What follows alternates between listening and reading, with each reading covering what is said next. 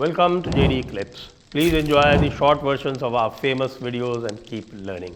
And don't forget to subscribe. एक जो विषय चल रहा है वो हम देख रहे हैं कि साहब के ये जो संघ परिवार है इसमें दो धाराएं चल रही। एक तो योगी की धारा चल रही है और दूसरी धारा जो है वो सरसंघ चालक जी ने चला दी। और सरसंघ चालक जी ने जो कहा उसका प्रतिकार उनके ही मुखपत्र ने कर दिया। तो साहब आप तो इन चीजों पर निकट दृष्टि रखते हैं, ओंकार जी आप जरा समझाएं कि ये चल क्या रहा है। देखिए, एक बार आडवाणी जी गए थे पाकिस्तान की यात्रा पर और वो जिन्ना की मजार पर पुष्प चढ़ा आए और उनको सेक्युलर बता आए। तो बहुत सारे लोगों ने उस समय टिप्पणी की थी कि एक्चुअल में वो जिन्ना जी की मजार पर पुष्प नहीं अर्पित करके आए हैं, ऐसा लगता है कि अपनी पर ही कराए हैं। और उसके बाद क्या हुआ उनके साथ वो हमने आपने सबने अपनी अपनी आंखों से देखा।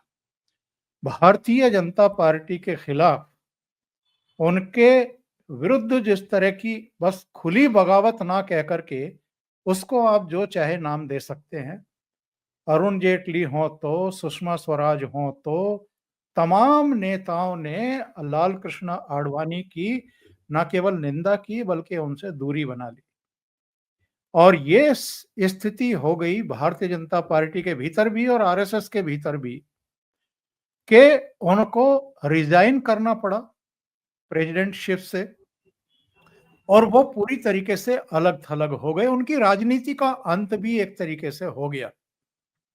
और 2009 के इलेक्शन में जो परिणाम आए थे, मेरे विचार से भारतीय जनता पार्टी सीधे टपक करके आ गई थी 138 से 115 पर, अगर मैं फिगर में गलती नहीं कर रहा हूं। 115 सीटों पर सिमट गई थी भारतीय जनता पार्टी और कांग्रेस जिसको 145 सीटें मिली थी 2004 में, उसको 206 सीटें मिल गई, 205 सीटें मिल गई 2009 में।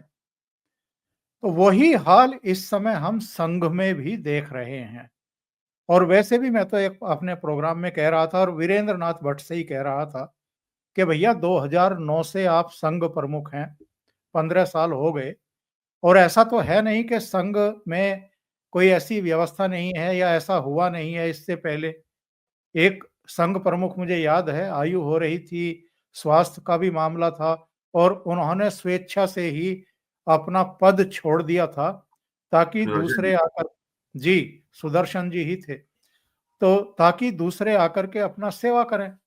तो भाई अगर आपकी उम्र भी हो गई है, आप अगर ठीक से सोच समझ नहीं पा रहे हैं और आप लगातार गलत बयानी कर रहे हैं, लगातार आप सुर्खियों में भी बने हुए हैं, जबकि आम तौर पर संघ की एक परंपरा रही है कि जो भी सर्वोच्च पदों पर रहते हैं वो सीधे प्रेस में बोलने से बचते हैं।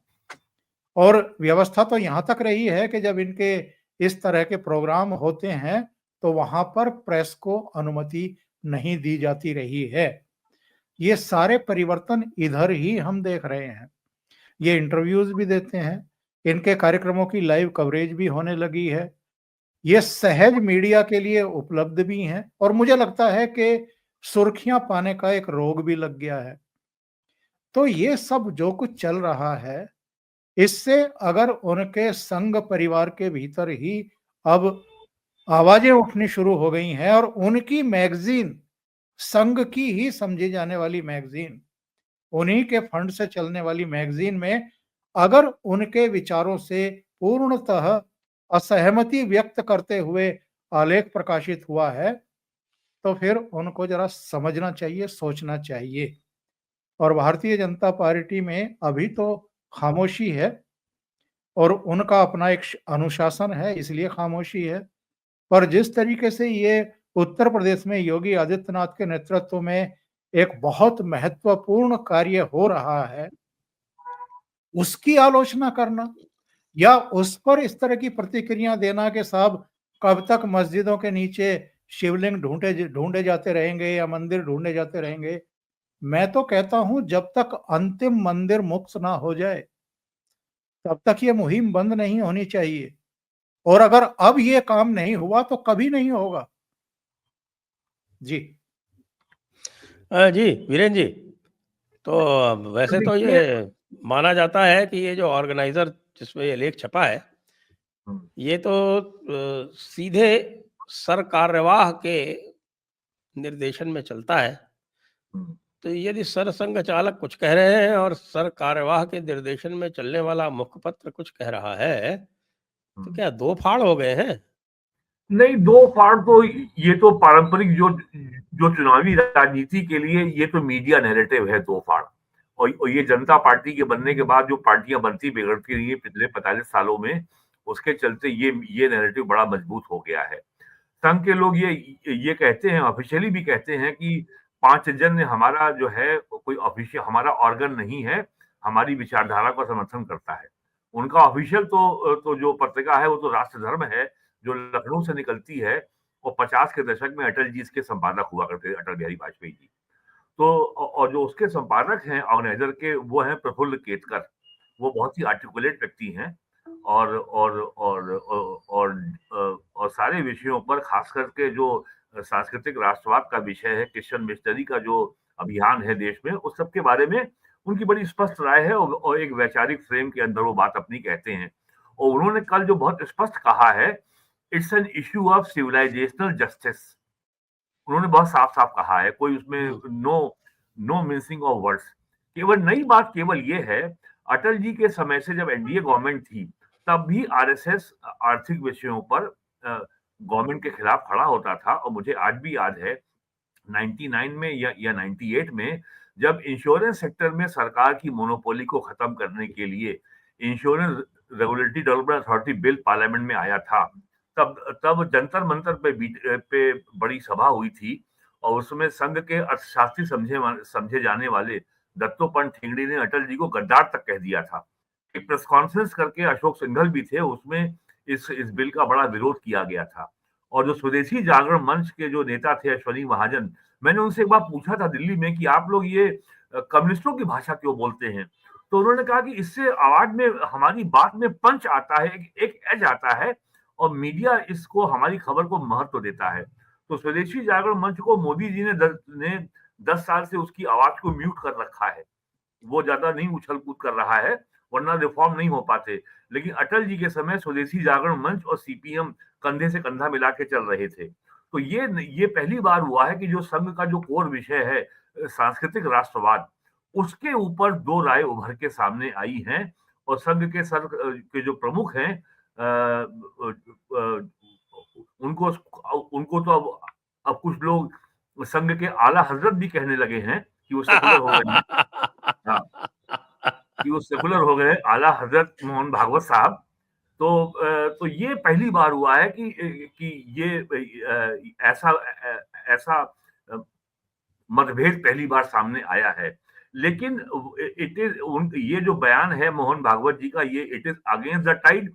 लेकिन उन इसमें कोई नई बात नहीं है, वो पिछले 10 साल से इसी तरह के बयान दे रहे हैं। आप अगर 2015 में बिहार विधानसभा चुनाव के दौरान आरक्षण के खिलाफ जो उन्होंने बयान दिया था, डीएनए हमारा एक है, हर मस्जिद के नीचे शिवलिंग नहीं खोजना है, तो वो लगातार इस तरह के बयान देते रहते हैं।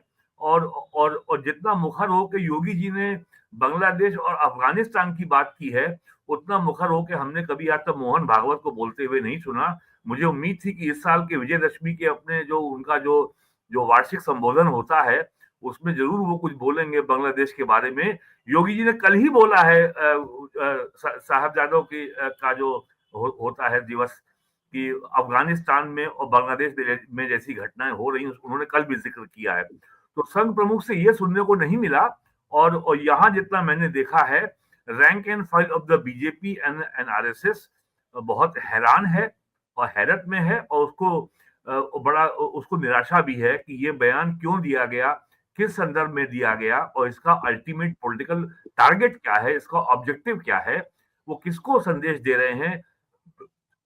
वो संदेश क्या प्राइम मिनिस्टर को है, क्या वो संदेश योगी आदित्यनाथ को है? क्योंकि मेरा तो मानना है कि संभल में काल्की के अवतार का अवतरण हो गया है। तो अब इसमें मुझे भी कोई शंका नहीं। हाँ, मुझे हो कोई गया शंका नहीं। बिल्कुल हो गया है। जिस तरीके से पूरे यूपी में, और अब ये मांग हो रही है कि अगर 1990 से कानपुर के मुस्लिम बाहुल एरिया में मंदिर बंद है तो मंदिर बंद क्यों है? 1990 में अगर वहां पे मिली जुली आबादी थी और उसमें हिंदू आबादी थी, उसका पलायन क्यों हुआ? उसने औने पौने दामों पे लोग अपने घर बेचकर क्यों भागे? सरकारों ने उनको क्या राहत दी? और इसके लिए जवाबदेही भारतीय जनता पार्टी की भी होगी, खाली जो है ये सपा बसपा की नहीं होगी।